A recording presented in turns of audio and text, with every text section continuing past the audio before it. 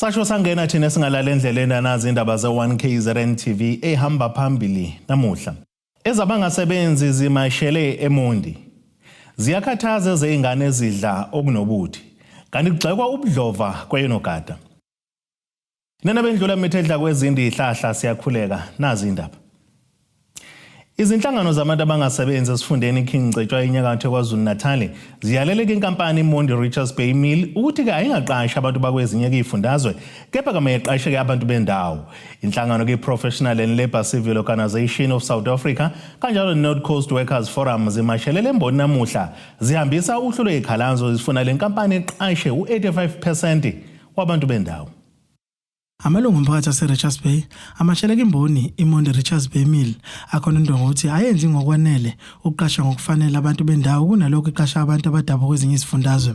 Izinyunyana ezilolela abantu abangasebenzi zinqumelela imboni kwayikade kwensuku ezinhlanu ukuba iphendule kwizikhalazo zabo. Sizonikeza uMondi nje insuku ezinhlanu ukuthi after lezi insuku ezinhlanu akabe sebuyile etafuleni sikwazi uku-engage nama-management team relevant ukuze izokwazi ukuthi isibhekele into ye-localization ukuthi ngokomthetho konje ngabe bayayigcina yini ngoba kunalento eyabhalwa government abathi i-mining charter ekuvezayo ngokusobala ukuthi abantu be-local abantu bendawo somabhizinisi abamnyama ama-professionals akhona nama-job seekers in general kumele benefit njengama-local host communities kodwa kwenzeki lapha eMondi lokho-ke okwenza ukuthi namhlanje size peacefully so as usually sizobeka uvo lwethu ukuthi uma bengaqashwa abantu bendawo le economy yasibulala ngoba iyasixosha endaweni kunokuthi is-accommodate. Lo mphathi unxusekele imboni ukuba ke yenze isiqiniseko sokuthi uma ke kuvela amathuba omsebenzi ezinhlelweni zayo zokuqasha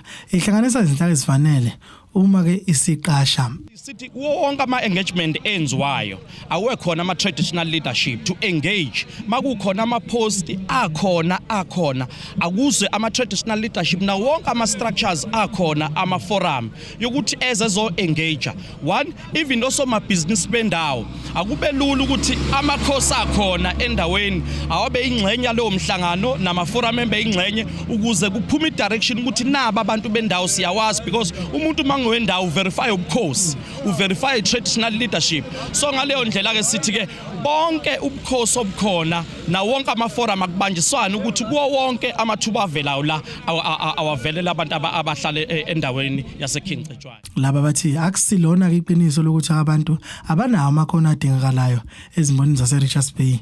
Kubalekile ukuthi ama-artisan aqashwe la nikwazi ukuthi kunama-artisan ngoba iy'nkampani zine-propaganda ukuthi ama-artisan awekho e-Richards Bay. Mina ngokwami A-class welder, qualified A-class welder. Ingakho nje ngimele ama-artisan kwamele ngoba ngithanda ukwamela no me myself I'm an artisan. So singakujabulela uma kungenzeka i-transformation ukuthi e-Richards Bay as a whole kwazi ukuthi ama-artisan akhona different categories, not only welders, different categories, all categories per se. Kuze bekwazi oqasha abantu, ukwazi economy endawo okunyuka and municipality. These people that are paying rates, they are buying cars in this city.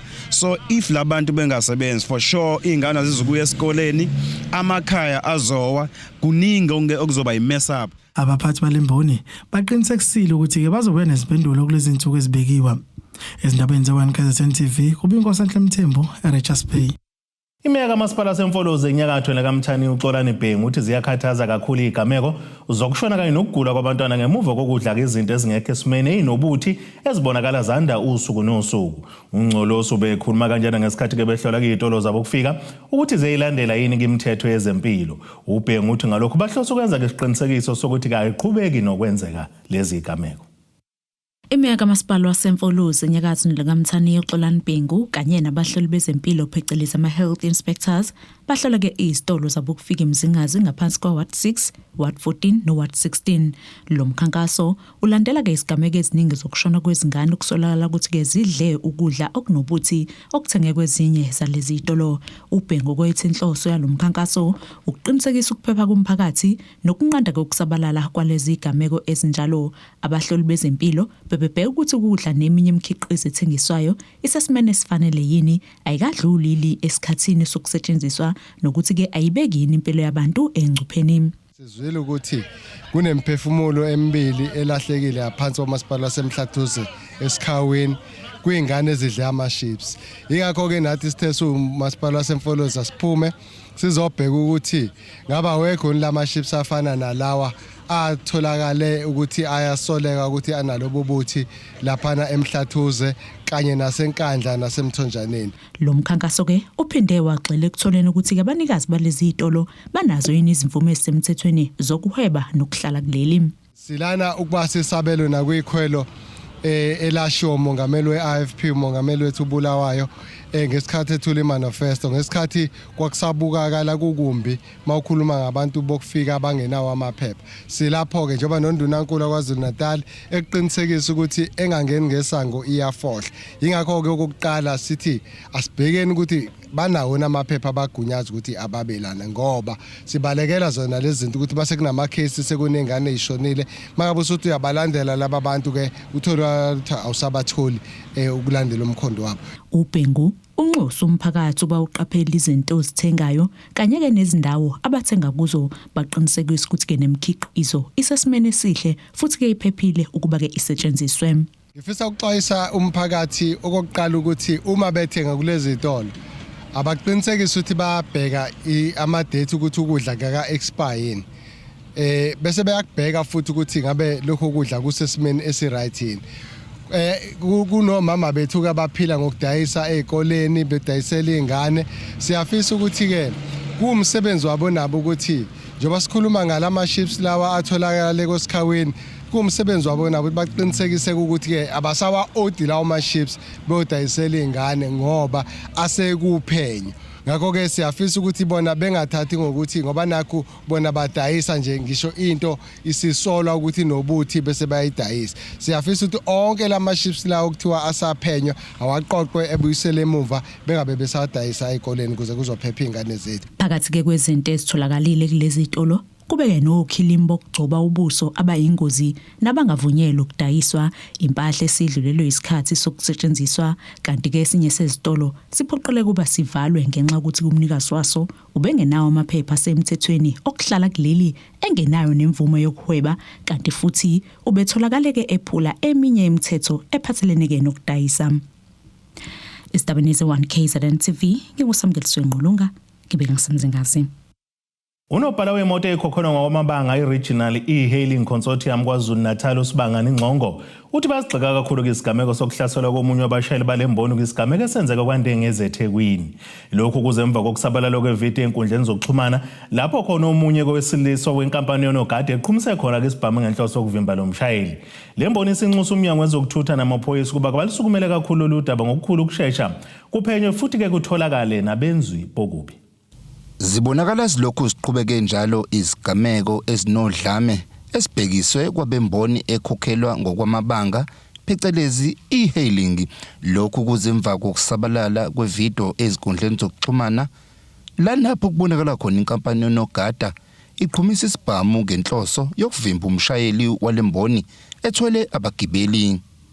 Lokhu kuvela ukuthi kwenzeke endaweni yakwaNdengezi. Kakhulu umsakazi lokho sikubone lapho ukuthi ngempela kule South African ene democracy akuvumelekile and sifisa ukuthi amaphoyisa angenelele ukuphenya lesasigameko kutholakala lama security achaze ukuthi leya behavior nelesiyasenzo basenza kanjani lo mphakathi weSouth Africa onelungelo lokugibela noma ipi transport akasuke ezokuthi imitha amaniti akhe umuntu. Siyafisa nohulumeni ukuthi uhulumeni ake ngenelele ekutheni izigameko ezifana nalezi aziqhubeki ngoba sekukaningi webhayi uthola imboni le e-hailing ama security kuyaphazamiswana but akukho okuqondile kahle hle ukuthi yini lesuke ibangwa. Le mboni iphinde yaxwayisa nabashayeli bayo bezimoto ezikhokhelwa ngokwamabanga uba balandele imigomo efanele yokusebenza. Ukwenza sure ukuthi ama operators okwabashayeli ba well informed.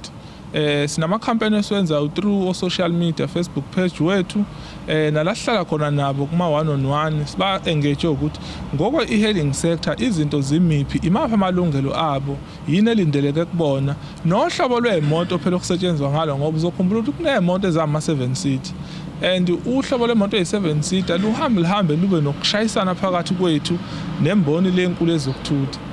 Siyabatshela ama operators ukuthi ngesikhathi phela usunawo 7 seater ke layisha phela ngendlela le kuvumelayo ngokwe app e-hailing. Kanti umnyango wezokuthutha esifundazweni KwaZulu-Natal uveze ukuthi onogada abathathu abathintekayo kulesigameko sebekhalelwe amasongo kaSigonyela. Ungqongqoshe usekhiphe statement azisa abantu baKwaZulu-Natal kanye nase South Africa yonke ukuthi ama-security amathathu abonakale kwenye ivideo ethunyelwe ungqongqoshe nestatement lapho xakazisa khona u-driver we-e-hailing ephinda ihlukumeza abesifazane aseboshiwe lapha kwaNdengezi police station.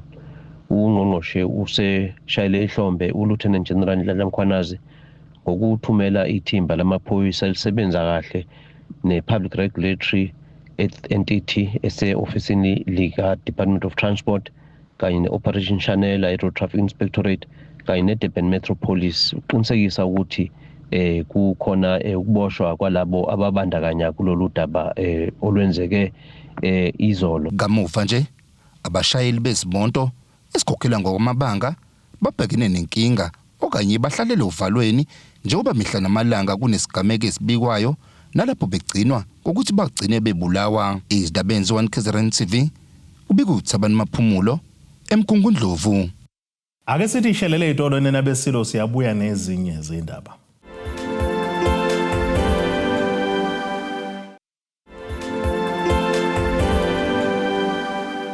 Asibonga siphinde sinamukele futhi kwindaba zethu ze1 KZN TV nazo kwezona ehamba phambili namuhla. Ezabangasebenzi zimashele eMondi ziyakhathaza ezingane ezidla okunobuthi kanti kugxekwa ubudlova kweyenogada. Uqhubekile nokuphekwa ngembuzo kwikhomishana kaMadlanga ukhomanda woqebo ophiko noluphenya ngobugebengu obuhlele KwaZulu-Natal uGavin Jacobs ngodaba oluthinta ukwebiwa kwezidakamizwa zenani lika200 million rand emahhovisini oqebo ePortshepstone. uJacobs uvumile ukuthi akalwenzanga ngokwanele ucwaningo ngendaba abayalelwe ukuyogcina kuyona lezi zidakamizwa. Ephekwa ngembuzo kwekhomishana kaMadlanga ehlele ePitoli, ukhomanda wamaHawks ophikweni oluphenya amacala obugebengu obuhleliwe KwaZulu-Natal uvumile ukuthi ke wayehubhuza amanga ahlaza ukuthi wenze konke okusemandleni ukuthola indawo eseduze yokugcina izidakamizwa ezazishaqiwe ngaphambi kokunika umyalelo wokuba ziyogcinwa esiphingo. You simply made an assumption that there was no storage. You assumed that there was no storage. Am I correct? You assumed.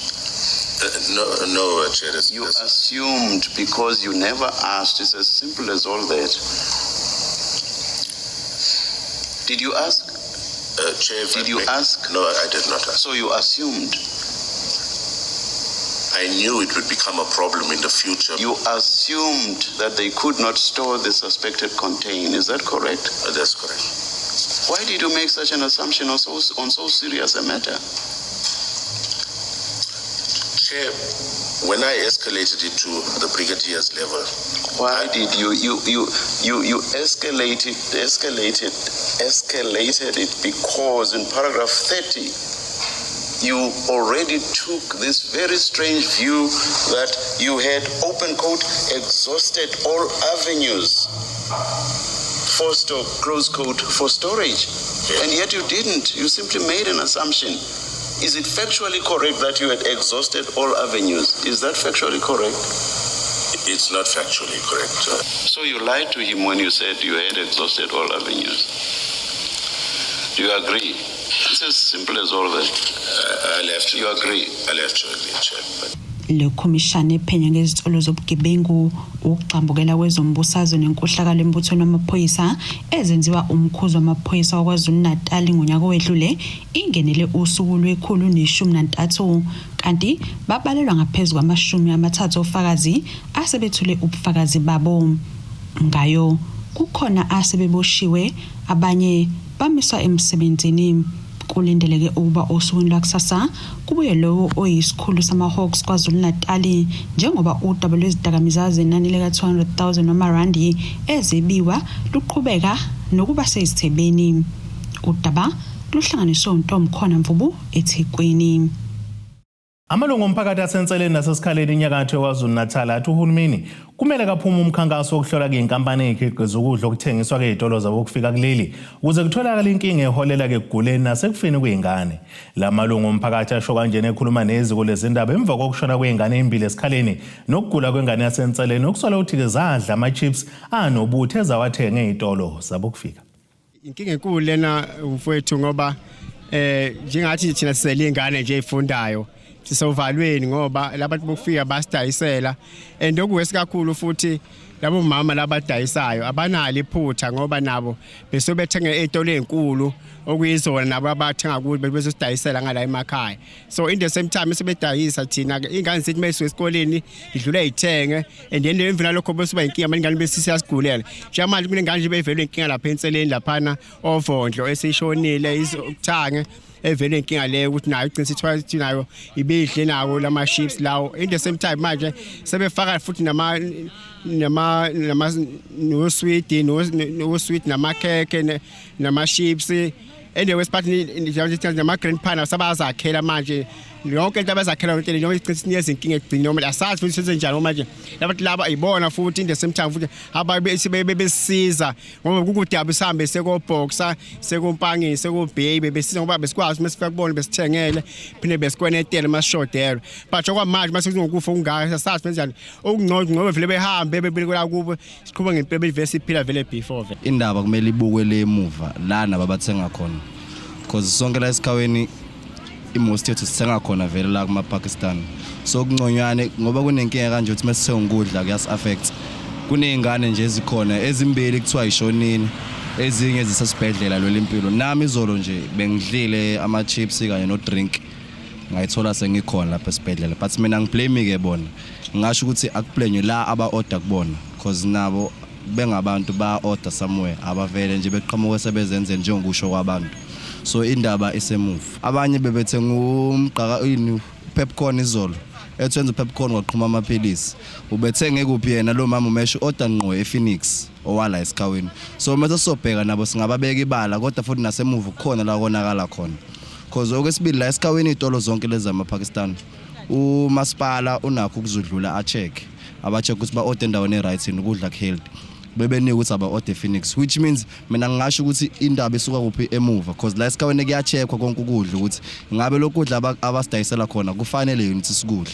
So indaba kahle isemuva. Ubhlungu khona kakhulu indlela okuzwakala ngayo ukuthi sekunezingane esezeze zadlula bathi kodwa mangithi ngiyakubheka angazi kahle ongenze ukuthi mhlambe lento isuka ubudedengu mhlambe kwale lapho okwenziwa khona izinto yabo ilokho nje mina ngicabangayo kodwa khona singomama sibhlungu kakhulu ukulahlekelwa isizukulwane sethu. Indlela ukuthi ixazululeke yikho ukuthi ake ukuthi ukuvalwa kancane ezitolo za legenge yangaphandle mhlambe ke beqale phansi ke behamba ke bobonisana kabusha ke beyoqala phansi ukuthi yini wrong ngoba ke bekubuze nabo laba babasebenzela ukuthi ngabe kwenzakaleni ngoba kuyabonakala ukuthi khona ubrong ukhona kodwa kusuka la okwenzeka khona okwenziwa khona izinto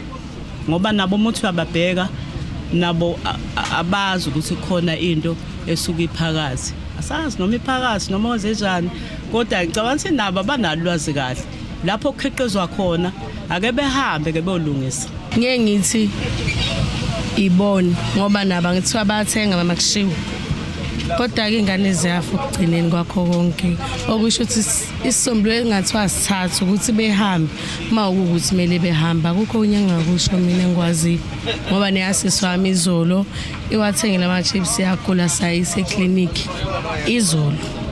So nje ngingakusho ukuthi ngoba kuthiwa iPhoenix nayo inomthelelo kusho ukuthi nayo ayivalwa nabo ke bebona ukuthi benze njani awukwazi ukuhlala ungenazo incwadi endaweni ongayona wakhona. Ngisuke eMaputo ngilana nemvume yangivumela kuba lana yiko ukuthi ayingivumeli ukudayisa lokho kuhambisana nobugebengu. Umhlaba wonke ufuna ulwa nobugebengu ungalwe nabantu because even singahamba thina ubugebengu buzosala because even umthetho uthi no home and abuse no child abuse mina ngoba ngizohamba nje zisafety kangakanani nengane zami ngaphandle ukuthi abantu bapheje ubugebengu bubonke akuchekwe yonke into izinto zihambe kahle ngendlela mina passport nginayo yangivumela kubalana namanje ngiyasebenza mina uma wengane zami unendawo ebiza yena ngimfundisile umsebenzi uyenza inzipho but ukhona omunye ke wangitshela ukuthi ungaphindi ulibeka leli tende ngisho sengidikilile ngithi kuzofika uma wengane zami mina ngoba ngihamba nje uma wengane zami nalo msebenzi engimfundise wona angeke sawumela why bathi asahambi thina nentombi zethu nengane zethu ngihamba kanjani mina ngiye eMozambique nalo wesifazana umZulu siqoshwa lana bazomukela kanjani Kulindele uba ke kuhlomile imizi elinganisela kwinkulungwane namakhulu ayisishiyagalolunye ngamanzi ngaphansi kaWard 16 kumasipala waseNquthu maphakathi neNglamthaniya.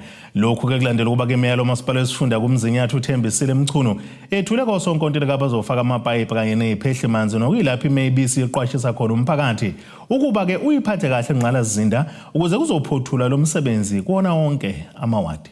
Imeya kamasipala wesifunda uMzinyathi uThembisile Mchunu uthi bazoqhubha umsebenzi wamanzi owaqala ngonyaka owedlule.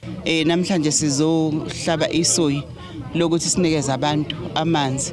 Sifika lana nje sizoqhubeka lapha esagcina khona ngo2025 sasishilo vele ukuthi sizophinde sibuye sizoqhubeka la sigcine khona. Namhlanje ke sibalethele imali engango 30 million.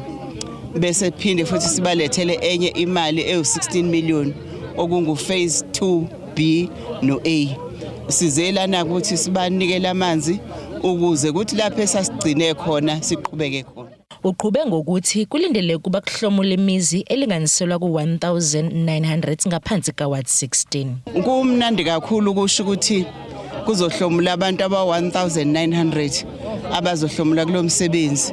Futhi sizoba nama stand pipes awu68. Lama stand pipes wenzela ukuthi ungahambi ibanga elide ngoba sesiyazi ukuthi insuku zakudala lapha abantu babehamba beyokha emfuleni behamba ibanga elide ufika usukhathele. Manje sesenzele ukuthi nje kudlule umuzi owodwa noma emibili bese kufaka i-stand pipe phinde umuzi owodwa noma emibili kufaka i-stand pipe ukuze abantu bewathole eduze amanzi nezingane ezisikoleni zikwazi ukuthi zikha amanzi zisebenze umsebenzi eziwenzayo zifunde nakalula nje ngoba zikwazile ukuthi zithola amanzi zakwenza konke ezikudingayo ngokuthi sesibalethelile amanzi. Kanti imeya kamasipala iNquthu uLindokuhle Shabalala uthi lokhu kubanikeza ithemba njengoba bebhekene nenselele enkulu yamanzi. Elikhulu lokuthi ukuxazuleka kweinkinga esibhekene nazo ezithinta amanzi endaweni yakithi eNquthu siyabona uMzinyathi lokhu ubuyile kade sithokoziswa kakhulu ipipe leli likhulu belisuka emfuleni eVensdrift elizeNquthu esibukayo ukuthi izoyixazulula inkinga ezibhekene nomphakathi wakithi eNquthu. Uma kuqhubeka ke kuziwa nakwezinye izindawo eziqhelelene nedolobha nakhona bezocosha amanzi kusinikeza ithemba ngoba inselelo yamanzi ibibukaka inkulu kakhulu endaweni yakithi eNquthu kodwa kusinikeza ithemba ukuthi uMzinyathi lokhu ubuya uza lapha endaweni yakithi eNquthu uzosihlinzeka ngamanzi. Khona manjalo uMchunu ubesenxusa ukuba intsha iziphathe kahle njengoba kuyinyanga yabo. Siyabathanda kakhulu abasha. Ngoba desilana nje futhi bebekhona bebaningi. Ngoba kuyinyanga yabo nje sifisa ukuqala nje ukuthi beyiphathe kahle. Ngoba ukuyiphatha kahle komntwana kumnikeza khona akutholayo mangabe yiphathe kahle. Siyazi ukuthi nasezikoleni uyazi ingane mangabe ifunda isuke izofundiswa ukuthi mesifundile nayo ufuneka ithathe responsibility ukuthi ifunde. Abantu abasha ke siyacela ukuthi mase bekhona la bewamukele lamanzi okuqala bese kuthi imisebenzi abazoyithola la beyiphathe njengezikhali zamantungu. Kubi kuthobeka dladla ezindabeni ze1 KZN TV eNquthu. Asiphinde sithi shelele itolo nenabesilo siyabuya.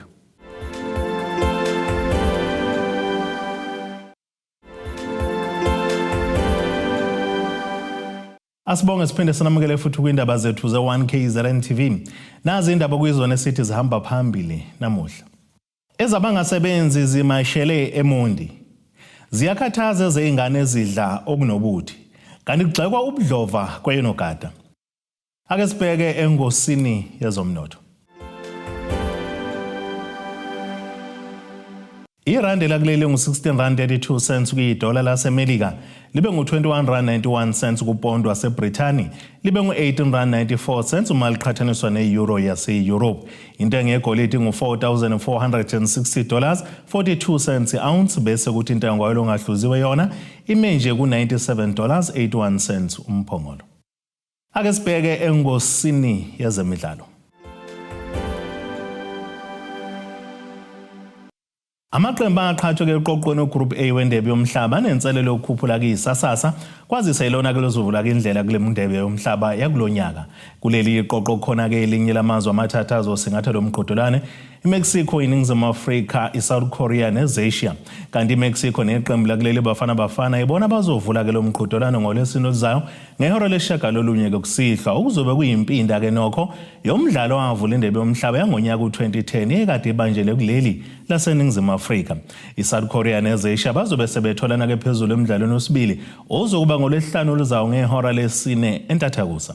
Nakuba ke iqembu lakuleli lingabalwa ke namabili athwele ngeqomo ukuthi kahlale phezulu kuleli iqoqo, kodwa lingathusa iningi kulona belu leli iqoqo. Uma ngabe lehluleka lisengadlulela ke esigabeni sokuqala somkhumula jezi ngokuqeda endaweni yesithathu ngamaphuzu athe xaxa. Ake sibheke nasisimo sezulu esingalendelanga.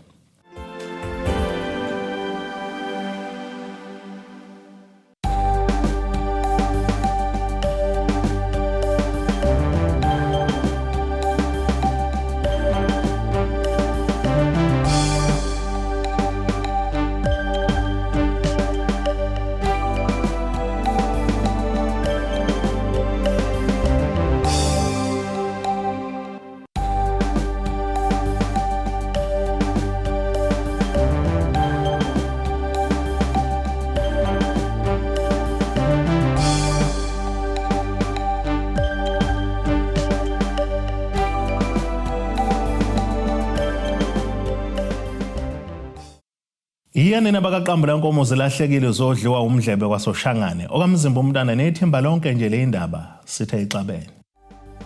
Abethuli bethu bezindaba baxhaswe iThulis Bayview Bridal. Ungabashayela kulezi zinombolo ezivelile